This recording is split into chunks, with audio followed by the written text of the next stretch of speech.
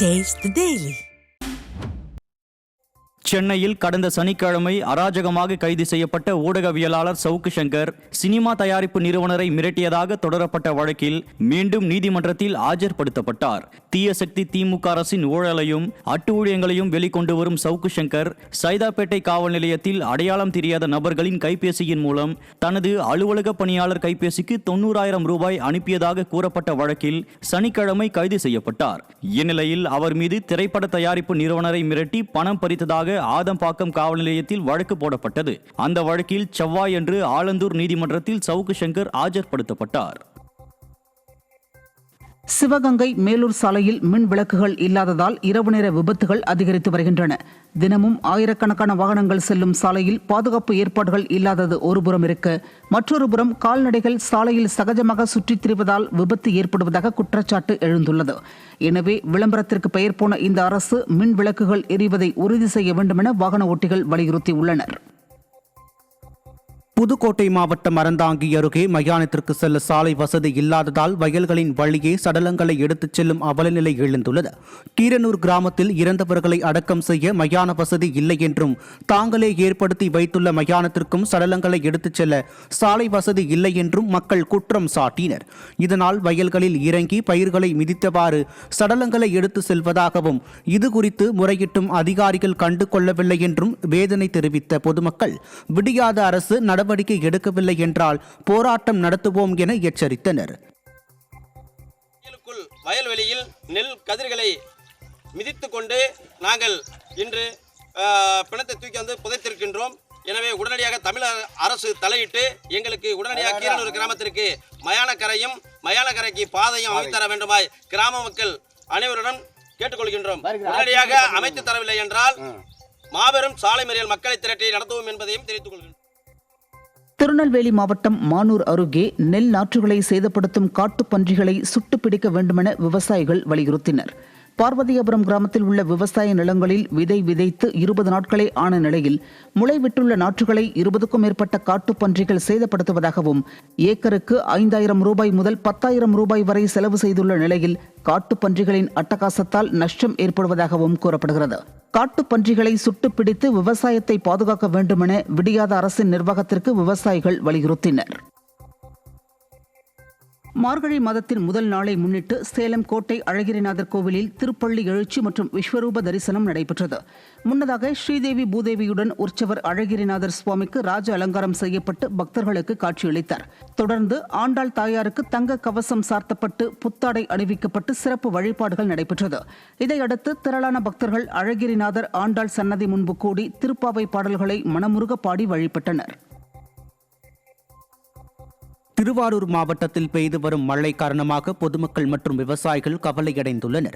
திருவாரூர், திருத்துறைப்பூண்டி, முத்துப்பேட்டை உள்ளிட்ட மாவட்டத்தின் பல்வேறு பகுதிகளிலும் தொடர் மழை பெய்து வருகிறது. ஏற்கனவே பெய்த மழை காரணமாக ஏற்பட்ட வெள்ள சேதங்கள் இன்னும் மறையாத நிலையில் மீண்டும் மழை பெய்வதால் மக்களின் இயல்பு வாழ்க்கை பாதிக்கப்பட்டுள்ளதுடன் விவசாய பயிர்களும் வெள்ளத்தில் மூழ்கும் நிலை எழுந்துள்ளது. இதனால் கவலையடைந்துள்ள விவசாயிகள் ஸ்டாலின் அரசு முறையாக மராமத்து பணிகளை மேற்கொள்ளாத காரணத்தால் விவசாயத்தை கைவிடும் நிலை ஏற்பட்டுள்ளதாக குற்றம் சாட்டினர். கோவை மாவட்டம் பொள்ளாச்சி அருகே புதிய கல்குவாரிக்கு எதிர்ப்பு தெரிவித்து சார் ஆட்சியரிடம் பொதுமக்கள் மனு அளித்தனர். பழனி கவுண்டன் புதூரில் ஏற்கனவே இயங்கி வரும் 3 கல்குவாரிகள் மூலம் கனிம வளங்கள் கடத்தப்படுவதாகவும், கல்குவாரி கழிவுநீரை திறந்து விடுவதால் விவசாய பயிர்கள் பாதிக்கப்படுவதாகவும் கூறப்படுகிறது. மேலும் பாறைகளை தகர்க்க வெடி வைப்பதால் வீடுகள் சேதமடைவதாகவும், எனவே இங்கு புதிதாக தொடங்கவுள்ள குவாரியின் உரிமத்தை ரத்து செய்ய வேண்டும் எனவும் கோரி இப்பகுதி மக்கள் சார் ஆட்சியரிடம் மனு அளித்தனர். ஸ்டாலின் ஆட்சியில் கனிம வள கடத்தல் கட்டுக்கடங்காமல் நடப்பதுடன் விவசாயமும் அளிக்கப்படுவதாக குற்றம் சாட்டினர். அதையும் இது பண்ணக்கூடாது அப்படின்னு சொல்லி ஏற்கனவே மாவட்ட ஆட்சியர், வட்டாட்சியர், சாராட்சியர் எல்லாருக்குமே மனு கொடுத்துருக்கோம். ஆனால் அவங்க அது மேலே எந்த நடவடிக்கையும் எடுக்கல. அதை பற்றின எந்த தகவலும் இல்லை. அதனால் மறுபடியும் ஒரு மனு கொடுக்கறதுக்காக இது இந்த குவாரிக்கு அனுமதியே கொடுக்கக்கூடாது. இந்த இடத்துல அனுமதி கொடுத்தீங்கன்னா எங்களோட விவசாயம் கெடும், மக்களோட வாழ்வாதாரம் எல்லாமே கெடும் அப்படின்னு சொல்லி கொடுக்கறதுக்காக இன்றைக்கி சாராட்சியரை பார்க்குறதுக்கு வந்திருக்கேங்க. திருப்பூர் மாவட்டம் தாராபுரம் அருகே தங்களுக்கு பாதை அமைத்து தரக்கோரி கிராம மக்கள் சாலை மறியல் போராட்டம் நடத்தினர். தாராபுரம் முதல் பழனி வரை நடைபெறும் 4 வழிச்சாலை பணியால் 3 கிலோமீட்டர் சுற்றி செல்ல வேண்டிய நிலைக்கு தள்ளப்பட்ட கொல்லம்பட்டி கிராம மக்கள் அப்பகுதியில் தங்களுக்கு தனி வழிப்பாதை அமைத்து தர நெடுஞ்சாலைத்துறையினரிடம் மனு அளித்தனர். நெடுஞ்சாலைத்துறையோ அப்பகுதியை 2ஆக பிரித்து தடுப்பு சுவர் அமைத்து அதிர்ச்சி அளித்தனர். இதனால் வெகுண்டெழுந்த கிராம மக்கள் தாராபுரம் பழனி 4 வழிச்சாலையில் நடத்திய சாலை மறியல் போராட்டத்தால் போக்குவரத்து பாதிக்கப்பட்டது. அரியலூர் மாவட்டம் ஜெயங்கொண்டம் அருகே வெறிநாய்கள் கடித்து 10 ஆடுகள் உயிரிழந்த சம்பவம் சோகத்தை ஏற்படுத்தியுள்ளது. கூத்தங்குடி கிராமத்தைச் சேர்ந்த சங்கரி என்பவர் தனது தோட்டத்தில் அடைத்து வைத்திருந்த ஆடுகளை வெறிநாய்கள் கடித்து குதறியதில் 10 ஆடுகள் துடிதுடித்து உயிரிழந்துள்ளது. சாலைகள், தெருக்கள் உள்ளிட்ட பொது இடங்களில் சுற்றித் திரியும் தெருநாய்களை அப்புறப்படுத்த வேண்டும் மற்றும் வெறிநாய்களை காப்பகங்களில் அடைக்க வேண்டும் என உச்சநீதிமன்றம் உத்தரவிட்டும் அதனை செயல்படுத்தாமல் விடியாத அரசு அதிகாரிகள் அலட்சியம் காட்டுவதால் மனிதர்கள் மற்றும் கால்நடைகளின் உயிரிழப்புகள் அதிகரிப்பதாக மக்கள் குற்றம் சாட்டினர். வீட்டுக்கு சாப்பிட போற சாமி எந்த நேரத்துல வந்து நாய் கடிச்சதுன்னு தெரியல. காலையில 6 மணி வந்து பார்த்தேன் நாய் கடிச்சிருக்குங்க. 10 ஆடு 2 குட்டி. கோவையில் ஆக்கிரமிப்புகளை அகற்ற வலியுறுத்தி மாநகராட்சி ஆணையரிடம் பொதுமக்கள் மனு அளித்தனர். கரும்புக்கடை சாரமேடு பகுதியில் சாலையை ஆக்கிரமித்து பல்வேறு கடைகள் உருவாகியுள்ளதால் கடும் போக்குவரத்து நெரிசல் ஏற்படுவதாக கூறப்படுகிறது. எனவே பள்ளி மாணவர்களும் பொதுமக்களும் அவதியடைவதால் சாலையில் உள்ள ஆக்கிரமிப்புகளை அகற்ற நடவடிக்கை எடுக்க வேண்டும் என மாநகராட்சி ஆணையாளரிடம் மக்கள் மனு அளித்தனர். ஏற்கனவே பலமுறை மனு அளித்தும் விடியாத அரசு அதிகாரிகள் நடவடிக்கை எடுக்கவில்லை என மக்கள் அதிருப்தி தெரிவித்தனர்.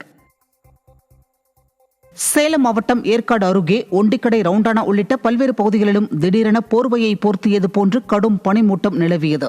இதனால் அவ்வழியே சென்ற வாகன ஓட்டிகள் வாகனங்களில் முகப்பு விளக்குகளை எரிய விட்டபடி சென்றனர். மேலும் பனிமூட்டத்துடன் சேர்ந்து கடும் குளிரும் நிலவியதால் உள்ளூர் மக்களின் இயல்பு வாழ்க்கை பாதிக்கப்பட்டது. இதனிடையே சுற்றுலா பயணிகள் சிலர் குளிரை பொருட்படுத்தாமல் படகு சவாரி செய்து மகிழ்ந்தனர். கடலூர் மாவட்டம் புவனகிரி மற்றும் சுற்றுவட்டார பகுதிகளில் இன்று காலை முதல் மிதமான மழை பெய்து வருகிறது. மழையுடன் லேசான பனிப்பொழிவும் இணைந்து குளிர்ச்சியான ரம்மியமான சூழல் நிலவுகிறது. வாகன போட்டிகள் சிரமம் அடைந்துள்ள நிலையில் சம்பா பயிர்கள் பாதிக்குமோ என விவசாயிகள் அச்சத்தில் உள்ளனர். திருவள்ளூர் மாவட்டம் கும்மிடிப்பூண்டி அருகே மினி உள் விளையாட்டு அரங்கம் அமைக்க அரசு புறம்போக்கு நிலம் கையகப்படுத்த முயன்றதற்கு பூவளம்பேடி கிராம மக்கள் கடும் எதிர்ப்பு தெரிவித்தனர். பல தலைமுறையாக பயன்படுத்திய நிலம் பறிக்கப்படுவதாக குற்றம் சாட்டிய போராட்டக்காரர்களை காவல்துறையினர் வலுக்கட்டாயமாக கைது செய்தது பெரும் சர்ச்சையை ஏற்படுத்தியுள்ளது. டெல்லி உள்ளிட்ட வட மாநிலங்களில் கடும் பனிமூட்டம் நிலவியதன் காரணமாக விமான சேவை பெரிதும் பாதிக்கப்பட்டுள்ளது.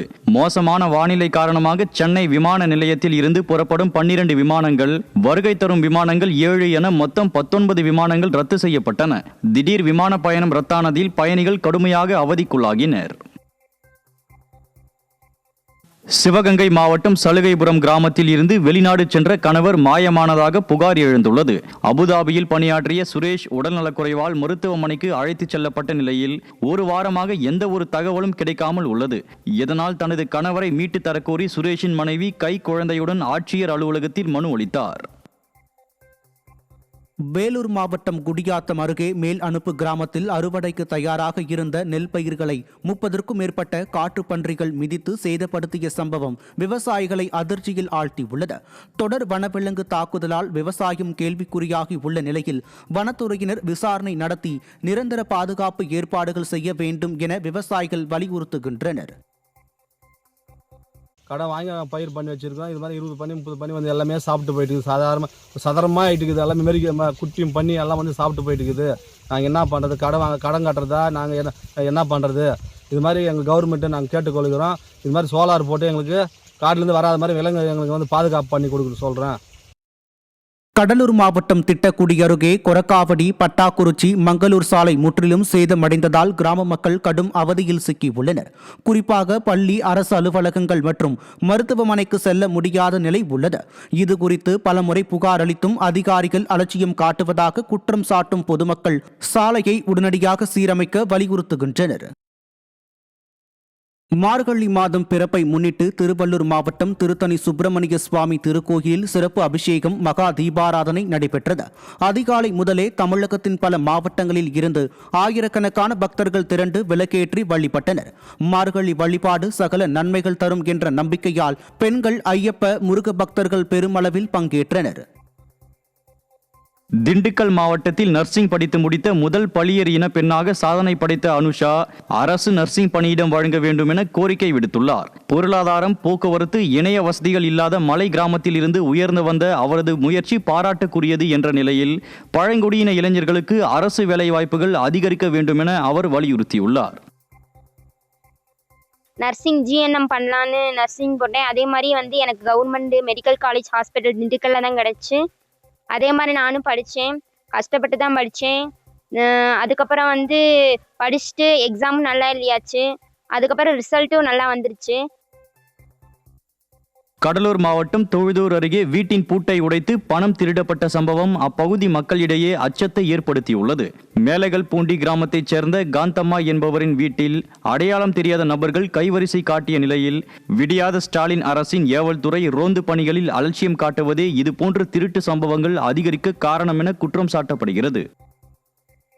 கடலூர் மாவட்டம் காட்டுமன்னார் கோவில் அருகே சேதமடைந்துள்ள பேருந்து நிழற்குடையை புதுப்பிக்க வேண்டும் என பயணிகள் கோரிக்கை விடுத்துள்ளனர். தென்பாதி பகுதியில் உள்ள பயணிகள் நிழற்குடை சேதமடைந்து பொதுமக்கள் பயன்படுத்த முடியாத நிலையில் இருந்து வருகிறது.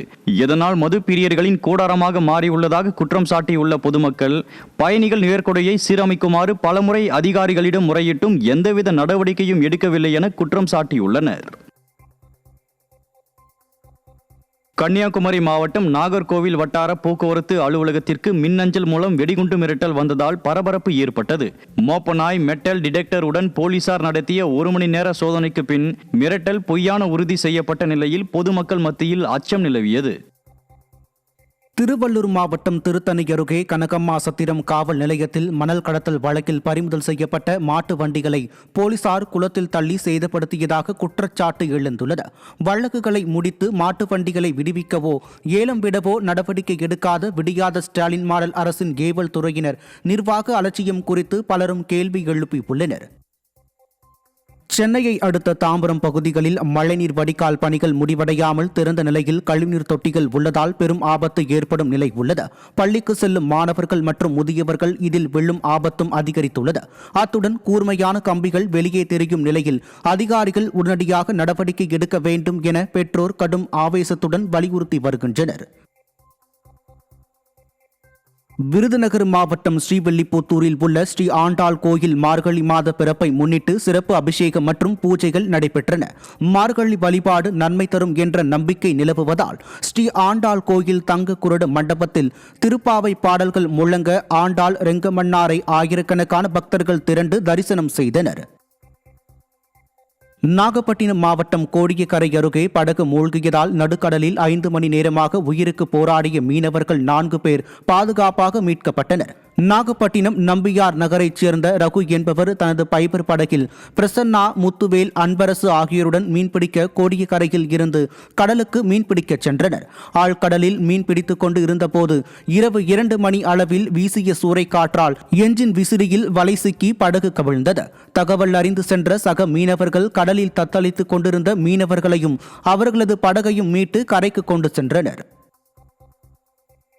கோவை மாவட்டம் பொள்ளாச்சி அருகே உள்ள ஓடையக்குளம் கிராமத்தில் முறையாக குடிநீர் வருவதில்லை என கூறி பொதுமக்கள் காலி குடங்களுடன் பேரூராட்சி அலுவலகத்தை முற்றுகையிட்டனர். ஓடையக்குளம் 5வது வார்டு அண்ணா நகரில் கடந்த 20 நாட்களாக சரிவர குடிநீர் விநியோகம் செய்வதில்லை என்று கூறப்படுகிறது. இதுகுறித்து பலமுறை முறையிட்டும் வார்டு கவுன்சிலர் உள்ளிட்டோர் கண்டு கொள்ளாததால் ஆத்திரமடைந்த பொதுமக்கள் காலி குடங்களுடன் ஓடையக்குளம் பேரூராட்சி அலுவலகத்தை முற்றுகையிட்டனர். திமுக அரசு பொறுப்பேற்ற நாள் முதல் குடிநீர் உள்ளிட்ட அடிப்படை வசதிகள் இன்றி அவதிப்படுவதாக குற்றம் சாட்டினர்.